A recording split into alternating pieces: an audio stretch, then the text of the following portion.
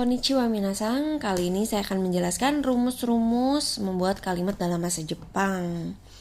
Yang pertama ini sebenarnya saya sudah jelaskan di bab sebelumnya minasan. Ketika kita akan mengubah kata kerja atau kata sifat menjadi kata benda itu, kata kerjanya dibuat futsu. Futsu itu apa? Ru, ta, nai, tai, ru, jisho, take, naike, dan tai. Ingin ya minasan. Kemudian ditambahkan koto atau no.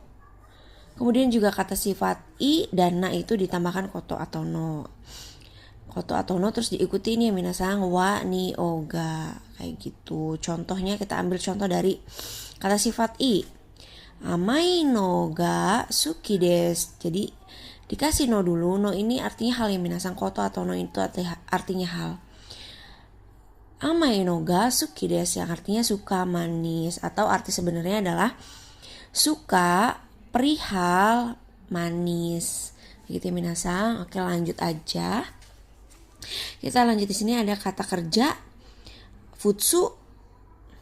Futsunya itu ru, ta, nai, tai. Ru itu jisho itu akan, take telah, nai tidak, tai itu ingin. Kemudian ketemu kata benda. Ini yang artinya yang titik-titik di titik-titik ini bisa ditambahkan ini ya minasan sesuai perubahannya. Ketika perubahannya jisho yang artinya berarti yang akan di, kemudian yang perubahan ta yang telah di selanjutnya minasan. Tetapi ada perbedaan di ru ini, akan ini bisa juga diartikan untuk kondisi yang fungsional ketika kita akan menunjukkan atau menjelaskan sebuah benda. Benda ini untuk apa gitu, fungsinya untuk apa. Lanjut ke contohnya aja minasang. Misalnya saya nunjuk ini boru pen. Saya akan bilang kore wa kakumono, yang artinya ini adalah barang untuk menulis. Gitu minasang. Jadi fungsional, fungsinya itu untuk menulis. Jadi begini ya, kore wa kakumono gitu ya minasang. Kemudian kita ambil contoh yang telah. Contohnya kayak gini. Dani sangga kata kuruma. Yang artinya mobil ini yang telah dibeli oleh saudara Dani. Gaknya ini artinya oleh yang minasang karena di sini ada perubahan di. Oke. Kemudian kita lihat lagi contoh di sini minasang. On namae to jusho ga wakaru mono motte kite kudasai, yang artinya tolong datang dengan membawa barang yang diketahui atau dimengerti. Wakaru ya minasang, diketahui atau dimengerti. Gaknya oleh nama dan alamat, yang artinya barang yang diketahui dimengerti oleh nama dan alamat itu seperti contohnya KTP, paspor, dan lain-lain. Oke, kayak gitu ya minasang. Oke, selanjutnya kita akan menjelaskan rumus sebaiknya. Itu sebaiknya, lebih baik, boleh, atau bisa. Konteksnya izin ya minasang. Kita lihat di praktisnya halaman 5. Oke, kita lihat di sini minasang, rumusan take, kemudian hou ga ii desu yang artinya sebaiknya atau lebih baik. Contoh ga ii, benkyo ga ii desu, sebaiknya belajar. Kita lihat rumusnya yang di sini minasang. Ketika kalau itu berarti tara, to, ba, nara, atau temo. Mau di sini dalam kurung ini bisa diikutkan atau tidak ya minasang, boleh. Boleh t-nya aja, boleh temo, boleh. Kemudian tahou ga, runo hou ga, runo ga, kabe ga, kabe no hou ga, atau kabe ga tanoshi. Nah, kemudian kalau ini rumusan kalau ini digabungkan dengan konteks positif ya minasang. Konteks positif itu ada banyak yang minasang, seperti contohnya seperti i, baik, daijobu tidak apa-apa, oke, dekimas bisa, dapat atau boleh, kemudian dozo silakan, kamaimasen dan lain-lain yang konteksnya positif. Ketika ini kalau digabungkan dengan konteks positif artinya itu sebaiknya lebih baik, boleh, bisa, kayak gitu ya minasang. Kemudian kita lihat di sini aja contohnya. Yang contohnya yang enggak iya. Benkyou no ga ii desu. Sebaiknya belajar. Sama ya minasang, ini artinya sama karena hukum kalau ketemu dengan konteks positif. Oke, kita lihat contoh yang tanoshi. Tanoshi ini lebih menyenangkan ya minasang. Benkyou shitara tanoshi desu, yang artinya lebih kalau belajar lebih menyenangkan.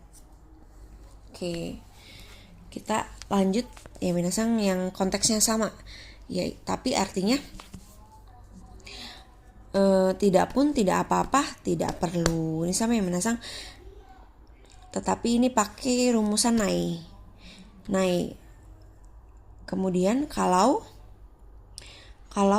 kemudian konteks positif, diikutkan konteks positif ini ya minasang. Oke, di sini ada tara atau nara ba temo. Kemudian konteks positif. Kita langsung lihat contohnya aja ya minasang. Kita lihat contohnya ini. Tadi contoh yang sebaiknya dulu ya minasang. Kusuri o nonda houga ii desu. Sebaiknya minum obat, kayak gitu ya minasang. Kemudian konteks yang nai, kemudian diikutin kalau dan ikutin konteks positif. Lihat contohnya di sini, kawanakattara daijobu desu, yang artinya kalau tidak membeli tidak apa-apa. Oke. Kemudian selanjutnya rumusan harus ya minasang. Harus ini ketika bentuk negatif naik ketemu kalau, kemudian ketemu konteks negatif juga. Di sini ada kalaunya nara ba tarato, t-nya juga bisa pakai ja atau ja ya minasang. Kemudian konteks negatifnya narimaseng, dekimaseng, ikemaseng, dame, choto, mazui, iya, sumimaseng, semuanya pokoknya dan lain-lain dalam konteks negatif. Misalnya kita ambil contoh, tabe nakattara dame gitu ya minasang. Berarti kalau tidak makan ya tidak boleh, berarti itu kan harus ya minasang. Itu harus. Kemudian contohnya kalau tidak mandi ya tidak boleh, ya berarti harus ya minasang. Oke. Kemudian di sini ada juga rumusan pernah. Pernah itu ditambahkan tak kotoga arimas. Koto di sini kata benda ya minasang. Ketika kita contoh yang takotoga arimas yang artinya pernah dulu ya minasang. Contohnya pari e ita kotoga arimas, yang artinya pernah pergi ke Paris, atau arti sebenarnya adalah ada perihal pernah atau ada perihal telah pergi ke Paris, yang artinya pernah pergi ke Paris. Oke, atau di sini kita pakai rumusan yang ru. Shitsumon suru kotoga arimas, ada hal yang akan ditanyakan. Tahu ini juga rumusan tai. Shitsumon shitai kotoga arimas, yang artinya ada hal yang ingin ditanyakan. Oke. Kemudian kita lihat contoh yang kotoga arimas yang artinya terkadang ya minasang. Kita baca di sini. Karada ga yowai no de tokidoki gakkou e yasumu koto ga arimas. Ini bunporu jisho ketemu koto ga arimas yang artinya terkadang. Contohnya karada ga, badannya